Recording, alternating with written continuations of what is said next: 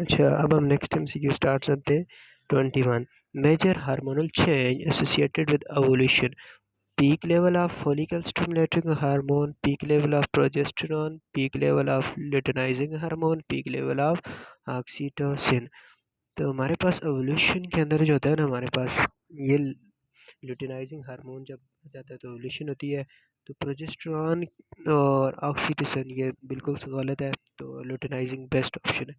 और genesis in female starts, female के अंदर कब होती है? आफ्टर बर्थ होती है, बिफोर बर्थ होती है, एट प्यूबर्टी होती है, आफ्टर प्यूबर्टी होती है।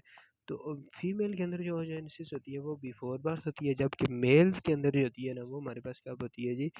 वो हमारे पास जब मेच्योरिटी होती है। Human sperm and egg are similar in which of the following aspects. तो बोथ आर डिप्लॉयड, गलत। हैप्लॉइड्स होते हैं, both have similar genetic makeup, ये भी गलत है। क्योंकि हमारे पास जो स्पर्म होते हैं उनका होता है एक्स वाई होता है, एक्स का एक्स एक्स होता है aliens. Both are the result of mitosis, गलत। ये both are the result of mitosis as well as meiosis. तो सिर्फ माइटोसिस गलत होगा। Both are haploid, this is true, both are haploid. In a menstrual cycle of 35 days, what would be the most probable day of the ovulation? हमारे पास अगर 28 days होंगे तो हमारे पास 14 day जो हमारे पास होगा most probable day of ovulation होगा। अगर हमारे पास 35 कर दिए तो हमारे पास क्या हो जाएगा? आगे आ जाएगा, कितने तक आ जाएगा? 11th, कम पीछे हो जाता है 14 से। और अगर हम 28 देखें तो ये बिल्कुल गलत है, तो 21st, 21, ठीक है, the most probable day of ovulation. Multiple birth में अकर इन ह्यूमंस व्हेन, तो मल्टीपल बर्थ होने के लिए हमारे पास when there is excess of sperm, menstruation occur, और activity of pituitary occurs, multiple ovulation occur। तो मल्टीपल बर्थ्स के लिए हमारे पास क्या होता है? अगर हमारे पास एक बर्थ हो उसके लिए ये होता है कि हमारे पास बिलियंस ऑफ स्पर्म्स जो होते हैं ना वो जाके हमारे पास यूट्रस के अंदर जाते हैं, ठीक है, जो हमारे पास फीमेल की बॉडी के अंदर जाते हैं। लेकिन उन मिलियंस में से सिर्फ एक स्पर्म जो होता है ना वो जाके हमारे पास एक के साथ फर्टिलाइजेशन करता है। तो हमारे पास एक आगे एक ही होता है। लेकिन अगर हमारे पास एवोल्यूशन एक से ज़्यादा होगी, ठीक है, तब हमारे पास वो स्पर्म ज़्यादा उसके साथ जाके फर्टिलाइज हो सकते हैं। तो इसके लिए हमारे पास क्या होना चाहिए? मल्टीपल ओवुलेशन अकर होनी चाहिए, तो तब जाके हमारे पास मल्टीपल बर्थ्स होंगी।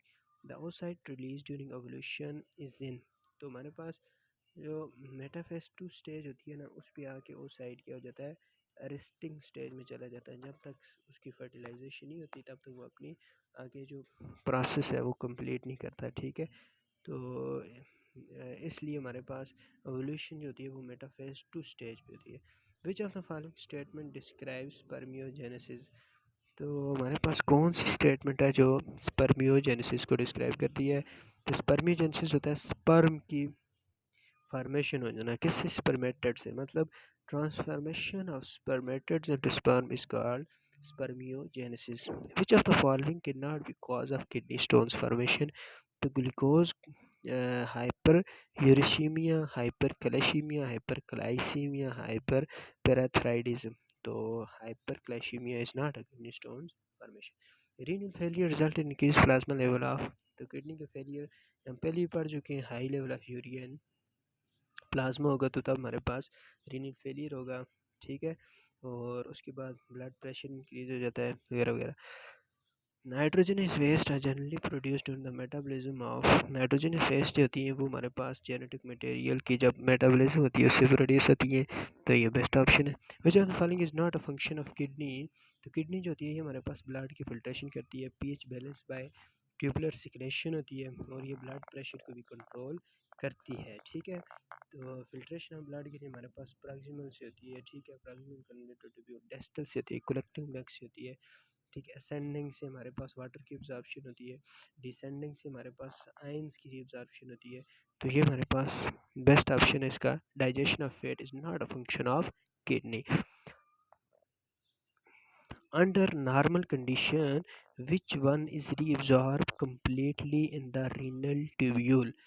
तो कौन सी चीज़ है वो कम्प्लीटली रीअब्जॉर्ब हो जाती है?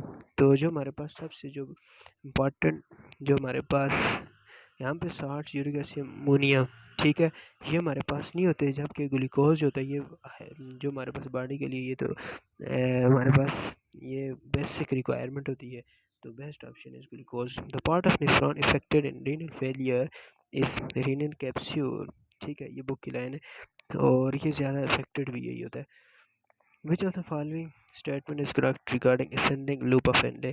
तो आपको पता है जो वाटर जो होता है वो हमारे पास रिजॉल्व होता है कहाँ पे, वाटर जो होता है वो हमारे पास डिसेंडिंग लिम जो होती है, लूप ऑफ हैंडले जो होती है वहाँ पे जो होता है रीअब्जॉर्ब होता है, जबकि आयंस जो होते हैं सोडियम क्लोराइड आयन जो होते हैं वो हमारे पास असेंडिंग लूप ऑफ हैंडले में एक्टिवली जो होते हैं ये रीअब्जॉर्ब होते हैं।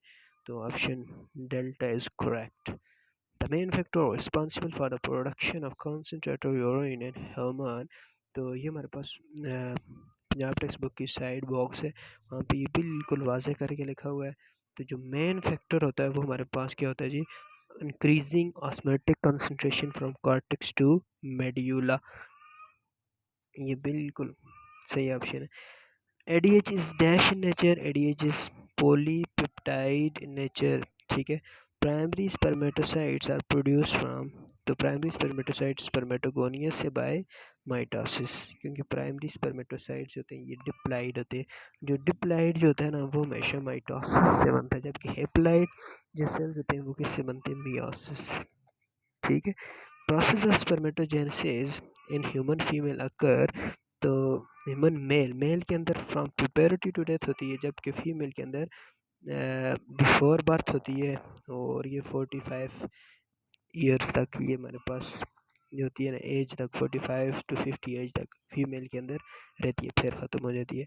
सर्टोलाइज सेल्स आर रिलेटेड टू, ये हमारे पास protection and nourishment of sperms करते हैं।